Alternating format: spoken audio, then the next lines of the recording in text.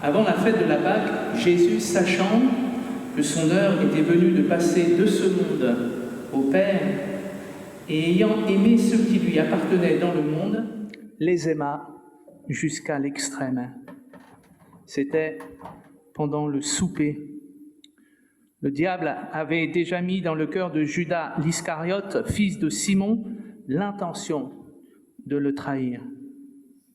Jésus savait que le Père avait tout remis entre ses mains, qu'il était venu de Dieu et qu'il retournait vers Dieu. Il se leva de table, quitta ses vêtements et prit un linge qu'il mit autour de sa taille. Ensuite, il versa de l'eau dans un bassin et il commença à laver les pieds de ses disciples et à les essuyer avec le linge qu'il avait autour de la taille. Il arriva donc vers Simon-Pierre qui lui dit « Toi, Seigneur, tu me laves les pieds ?» Jésus lui répondit « Ce que je fais, tu ne le sais pas maintenant, mais tu le comprendras par la suite. » Pierre lui dit « Non, jamais, tu ne me laveras les pieds. » Jésus lui répondit « Si je ne te lave pas, tu n'auras pas de part avec moi. » Simon-Pierre lui dit « Seigneur, alors non seulement les pieds, mais encore les mains et la tête. » Jésus lui dit « Celui qui s'est baigné n'a besoin que de se laver les pieds pour être entièrement pur. Et vous êtes purs, mais pas tous. » En effet, il connaissait celui qui était prêt à le trahir. Voilà pourquoi il dit « Vous n'êtes pas tous purs. » Après leur avoir lavé les pieds, il reprit ses vêtements, se remit à table et leur dit « Comprenez-vous ce que je vous ai fait? Vous m'appelez Maître et Seigneur, et vous avez raison, car je le suis. Si donc je vous ai lavé les pieds, moi, le Seigneur et le Maître, vous devez aussi vous laver les pieds les uns aux autres, car je vous ai donné un exemple afin que vous fassiez comme je vous ai fait. Amen.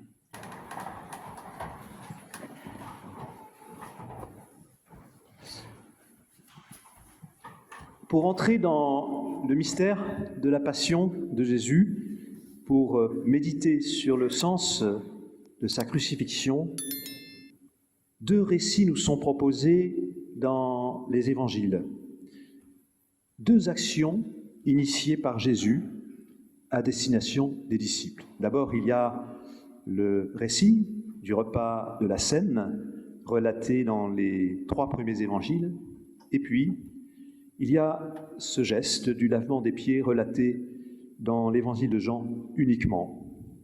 Deux événements qui se complètent, chacun apportant un éclairage particulier, chacun mettant en lumière une dimension, une couleur particulière du mystère de la croix. Et ce soir, puisque c'est le texte qui nous est proposé cette année, je vous propose de nous arrêter un instant sur le geste du lavement des pieds. Et je vous propose de le faire en nous mettant à la place de Pierre. Oui, parce que sa réaction est peut-être aussi la nôtre.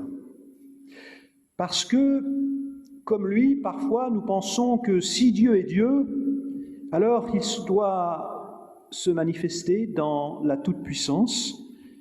Il doit s'imposer comme un pouvoir qui domine tous les autres pouvoirs du monde, comme une autorité qui est au-dessus de toutes les autres puissances ici-bas, qu'elles soient politiques, économiques, technologiques, idéologiques, religieuses.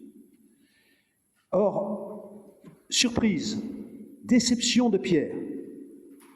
Jésus n'est plus sur le piédestal où on l'avait installé. Il ne trône plus au-dessus de tout le monde, mais il s'abaisse. Il s'abaisse pour se mettre à notre hauteur, et même plus bas, puisqu'il se met à laver les pieds de ses disciples. Oui, déception totale désillusion de Pierre. Pour lui, ce geste de Jésus est totalement inacceptable et même inconcevable. À plus forte raison dans le contexte de cette époque.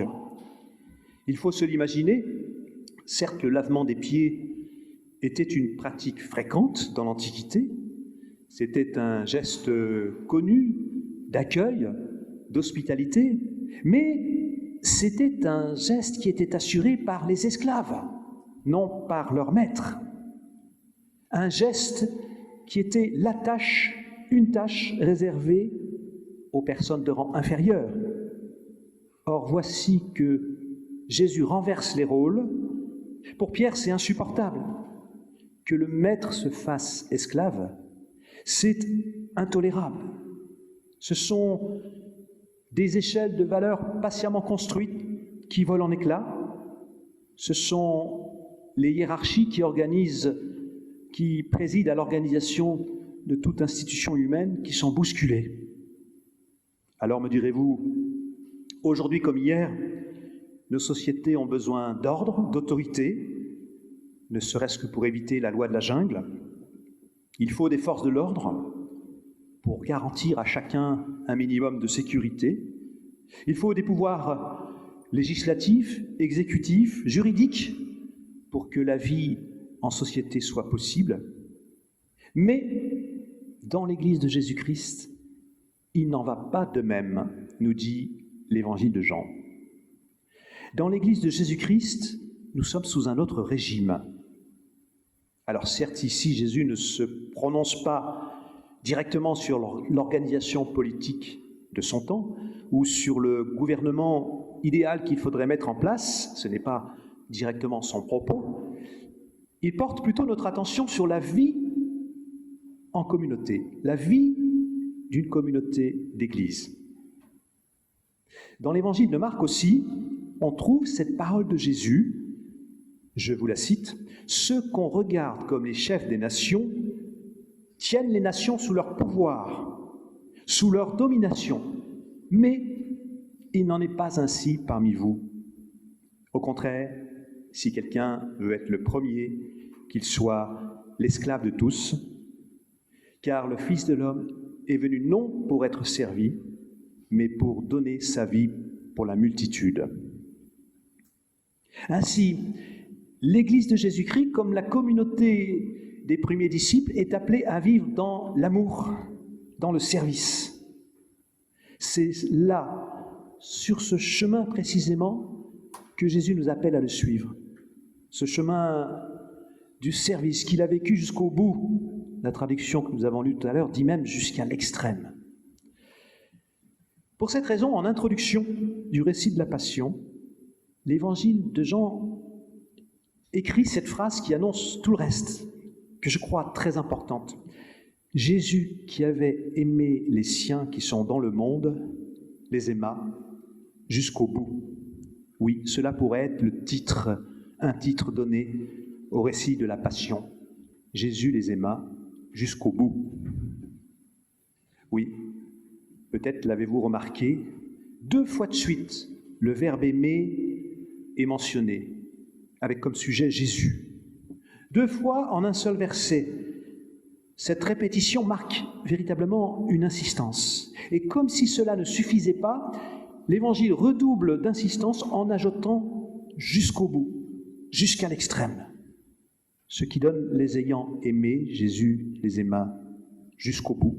Jusqu'au bout, c'est-à-dire, oui, jusqu'à la mort, mais aussi jusqu'au plein accomplissement, ou si vous préférez, jusqu'à la perfection de l'amour.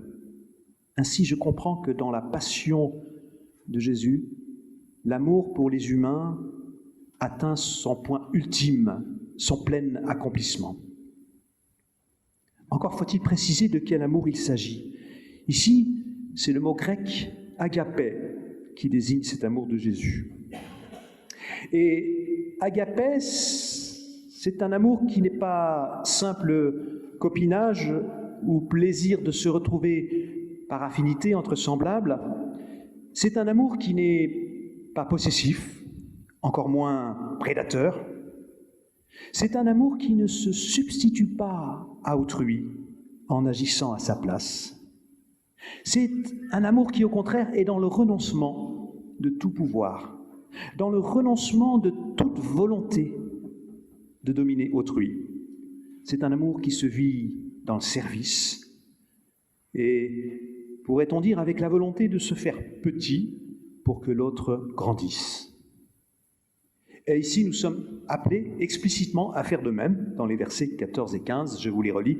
« Si je vous ai lavé les pieds, moi, le Seigneur et le Maître, alors vous devez, vous aussi, laver les pieds les uns aux autres. » C'est un exemple que je vous ai donné. Peut-être le savez-vous, dans presque toutes les paroisses du consistoire, un culte a été proposé sur le récit du lavement des pieds, un culte qui a été préparé par l'entraide protestante de Lyon, le foyer protestant de la Duchère et Lanterne Accueil. 3 associations qui justement mettent en œuvre un service, je devrais dire des services auprès de personnes particulièrement fragilisées. Et lors de ces cultes, c'était à peu près le même culte dans chaque lieu, qui avait été préparé par une petite équipe, dans chaque culte, il y a eu un petit temps d'échange en groupe. Et une des questions posées aux petits groupes qui se sont formés était celle-ci: qu'est-ce que vous inspire le lavement des pieds? Car bien évidemment, Jésus, je crois, ne nous demande pas de répéter servilement le même geste du lavement des pieds. En fait, ce geste est un exemple destiné à féconder notre imagination, notre créativité. Quel service sommes-nous appelés à vivre aujourd'hui dans notre société? Alors, je n'ai pas la prétention de résumer tous les post-it qui sont sortis de ces échanges de petits groupes, tous ces post-it qui ont été collectés, mais j'ai retenu quelques mots, quelques phrases qui sont revenus plusieurs fois et que je vais dire au mot près, pas tout à fait exactement comme elles étaient formulées, mais presque. Il y a d'abord eu une première affirmation. Nous vivons une époque où règne la méfiance et la peur de l'autre. Et pourtant, nous sommes appelés à aller vers autrui et donc à apprendre à lui faire confiance a priori. C'était une première affirmation. Une deuxième, qui s'est retrouvée plusieurs fois: aider celui qui est en difficulté. Ce n'est pas se mettre au-dessus de lui, mais à ses côtés. Ce n'est pas faire à sa place, mais l'amener à reprendre confiance en lui. Plutôt que faire à sa place, ça c'était une troisième affirmation, lui laisser la place. C'est-à-dire se défaire de nos préjugés, apprendre à écouter, être attentif, humble, et puis aussi savoir donner, mais également savoir recevoir d'autrui. C'est une relation dans les deux sens, car autrui aussi peut nous apporter quelque chose. Et puis, plusieurs ont remarqué 2 autres gestes qui encadrent le lavement des pieds. Juste avant, l'Évangile nous dit que Jésus se défait de son vêtement. Et puis, juste après le lavement des pieds, Jésus reprend son vêtement. Peut-être y a-t-il là 2 gestes de plus qui annoncent sa mort et sa résurrection. En effet, le vêtement ici, c'est plus qu'un bout de tissu, c'est un faire-valoir que propose la société. C'est la marque d'un statut social, d'un rang ou d'un titre qui fait notre identité aux yeux des autres. Or, c'est de cette identité-là que Jésus s'est dessaisi pour faire place à autrui. Et ce dépouillement de toute prétention, de tout faire valoir, eh bien, oui, il va le vivre jusqu'à la mort. Mais, par sa résurrection, il sera revêtu d'une dignité nouvelle, d'une identité qui lui est donnée par Dieu dans sa grâce. Alors, nous aussi puissions-nous vivre de cette bonne nouvelle de la grâce, c'est-à-dire de cette bonne nouvelle de l'amour, d'un amour qui s'est abaissé jusqu'à nous pour nous relever. Oui, que nous mettions notre confiance dans sa grâce plutôt que dans nos titres ou nos succès ou nos diplômes, et qui nous inspire des gestes nouveaux, des services, une écoute, une attention renouvelée pour chacun de celles et ceux que nous rencontrerons. Amen.